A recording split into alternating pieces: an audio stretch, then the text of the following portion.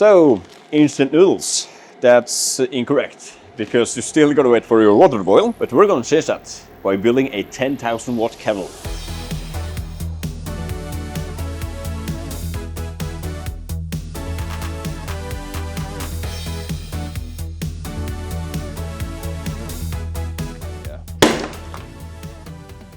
Alright, so to build this insane kettle, I disassembled the kettle to see how it works. That way I could get an idea on how we could modify it. Oh look, it's open! Now I believe this bit is the heating element, so I expect some amount of resistance when I measure over it. And yep, we have 34 ohms, which in wattage is roughly 1500, which is a long way to go if we want to make a 10,000 watt kettle. We need to add an additional 8500.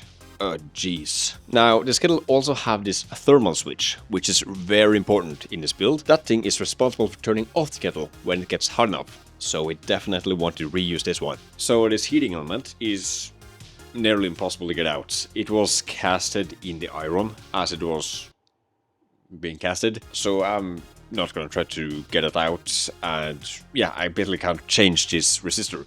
So, my idea is to use this heating element from a small baker oven, I believe. So, the idea is to cut this element into smaller pieces, giving each element a lower resistance, making it pass more current through it, and we get, more current and therefore more wattage, and we get a 10,000 watt kettle. But the thing is, I can't cut these elements too short, because if I do, the element would have so little resistance that it would pass too much current through it and destroy the element. It can't get too hot. So we gotta find a middle ground. Okay, I think I solved it. So, based on my calculations, if they are correct, this is what I'm gonna do. We're gonna reuse the existing element, this one, and add in 2 new extra elements, which are 24.5 ohms each. And that's gonna be this one. And with all of these elements added together, we should reach 10,000 watts. And yeah, it's also perfect because this element was 50 ohms blank. And since we need 24.5, 2 of them, that's kind of perfect. So if we cut this element in half, should be perfect. Yeah, perfect to say. Well, future me doesn't agree on that, but anyways, I cut up the elements using a hacksaw, but I quickly changed to some cutting pliers. My saw is very worn out. Then we have this bit. I have no idea on how to connect to this, but that's a problem for later. I began bending the elements in a way that they would fit in the kettle, and voila! Or whatever the French people say. This is an old, you could say it's a relay, but I don't think that's what they are called, at least not in Norwegian, but I don't know the English word for kontaktord, but we're gonna be running the kettle on 3-phase instead of single phase, which I got in my workshop here. We're not gonna be running all this current through this switch and the thermal switch to turn this thing on and off, because that would break the switch. So instead we're gonna use this, the relay thingy, kontaktord thing. Then some drilling. We gotta get the cables from the element and thermal switch out underneath the cable. Look how proud it looks like. We just drilled a hole. With all of the cables out of the kettle, I put the kettle back together, and I also decided to permanently install the base plate of the kettle, because it was just a simpler way of powering the controlling circuit. So for the extra stuff and our famous contactor, I 3D printed a curved base plate and glued everything to the kettle, and hoping it would stick even though the kettle would get really hot. So for the extra elements I installed, which I thought I had found a clever way of connecting, but yeah, we'll see about that. Anyways, I connected the whole kettle in a triangle formation, so we have 230 volts over each element. And many people reacted that I have outlets without a neutral wire in my workshop, but I'll explain more about that in a bit. But what you should know is that the light bulb there is 12 volts, not 230. I really gotta check voltage rating of stuff. Yep, this is the plug I was talking about. It's a 32 amp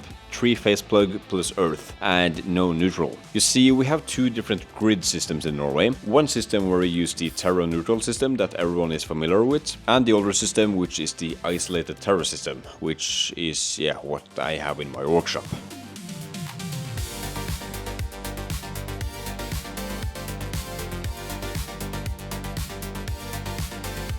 There we have it, the 10,000 watt kettle. but I don't have any way of testing it, because since this is a lot of power, no regular household have a 32 amp 3-phase outlet laying around. I do have one 3-phase outlet in my workshop, but it is rated for 16 amps, so this one won't fit. And there isn't really any other 32 amp 3-phase outlets in this barn, so I'm not sure how I'm gonna test this. If there only was a way I could test it in this barn. Wait, there is!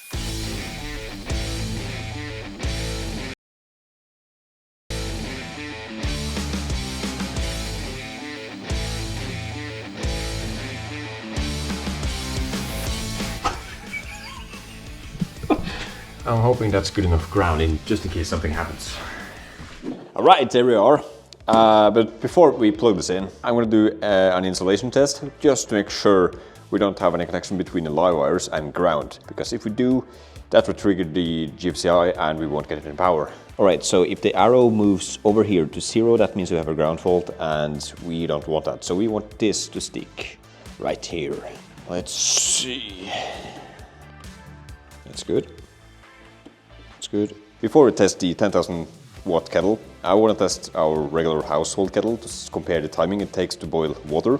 So both of them have 1 liter of water. We're going to begin with the regular one, just as a beginning.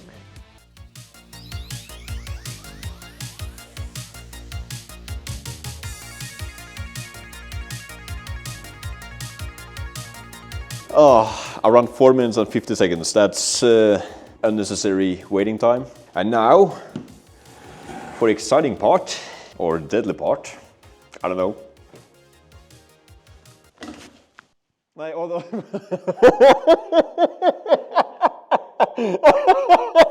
Oh.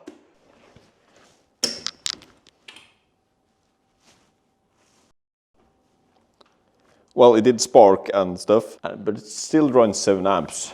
Yep, it happened what we predicted. The element draws so much current that they just melt. And I had to change the light bulb for some reason.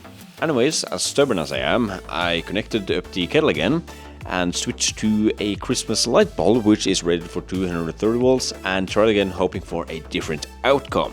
Plug it in.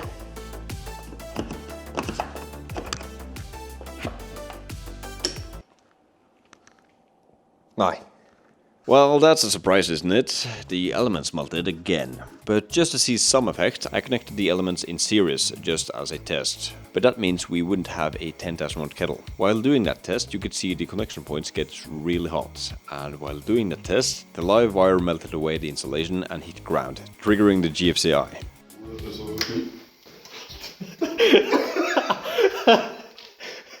At this point, the project started to look like it had a dead end, as I didn't have any more heating elements I could modify. But hey, we can't stop here yet. You see, I got some more heating elements from this oven I found. I hope no one would need it. But yeah, I wired it up, and this time I used a glass fiber insulation, which could handle very high temperatures. And to see exactly how hot it would get, I got to borrow this thermal camera. And this is getting 400 degrees. 500 degrees so far.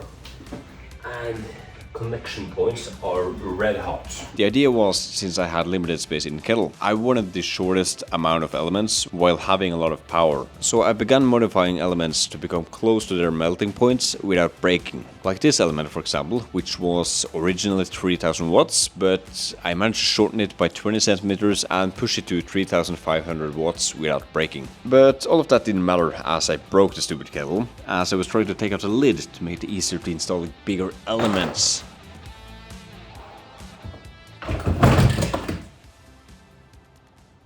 Hey, what do we have here? Another kettle, a princess kettle. So this kettle is so much better as a starting point. It has a bigger lid, making it so much easier to install elements, and it's 3000 watts from fabric. Oh yeah. And I should also say that some people will be having problems with their baking oven.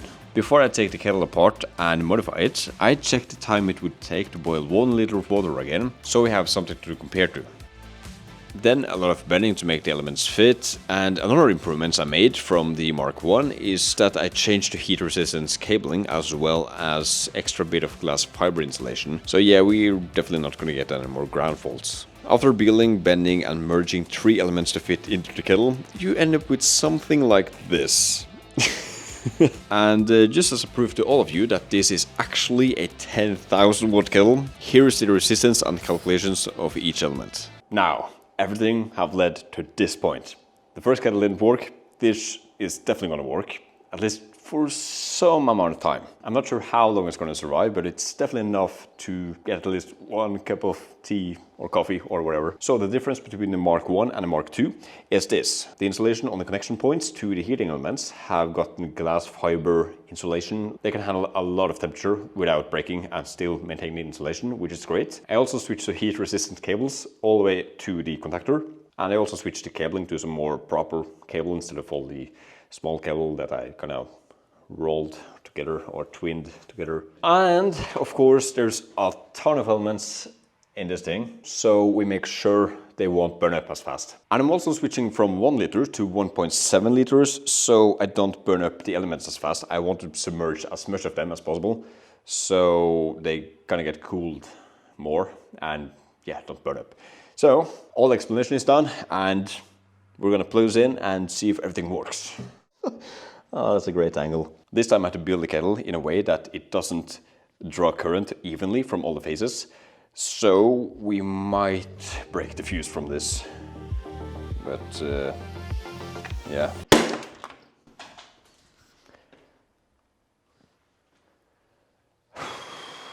Oh my god.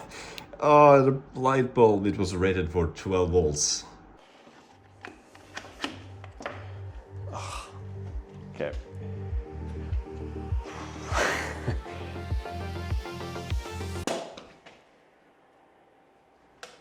Did the fuse go? Ah, yeah. Okie dokie. Now.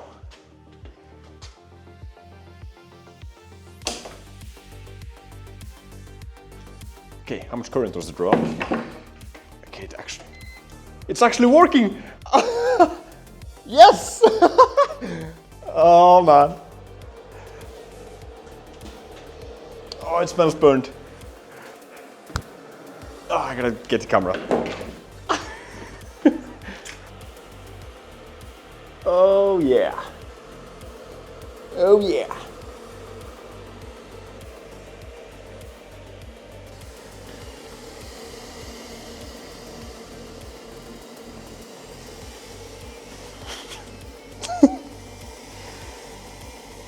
Some of the element looks like it's about to burn off. Oh, it's boiling! It's boiling! Oh no, my GoPro! Look at this! Oh, come on, it's gotta stop. Oh, it did! It works!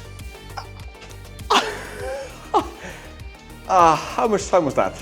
Like, I guess 30 seconds, 40 seconds? It actually works! And it works perfect. And it didn't burn off the elements either. It's... Oh, what a project. Oh, it's so much smokier. And even the damp is hot. Okay, since the water is hot, we could try to start it again. And it should stop faster this time because the water is hotter. Oh, the GoPro. Look at this! It's not good having that much water against electricity. And it stopped! Oh, you're gonna see this. Oh, you can't see it that well, but it's a lot of damp. Or fog or whatever. 3 or 4 weeks of building and we did it. Instant noodles is now instant. Yeah, I don't know what to do now. We made it work and it seems to be working excellently.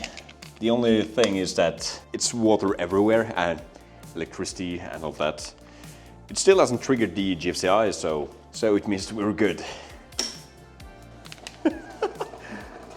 Oh. It's so aggressive. Ah, that's so cool. It's 1.7 liters of water. It's insane. It's so much faster than boiling 1 liter of water with a regular kettle. This is 1.7 liters. Man, it's gonna stop. Oh, fuse. That's a lot of fog. Can you see all that? Look at this. It's like our own clouds in a barn.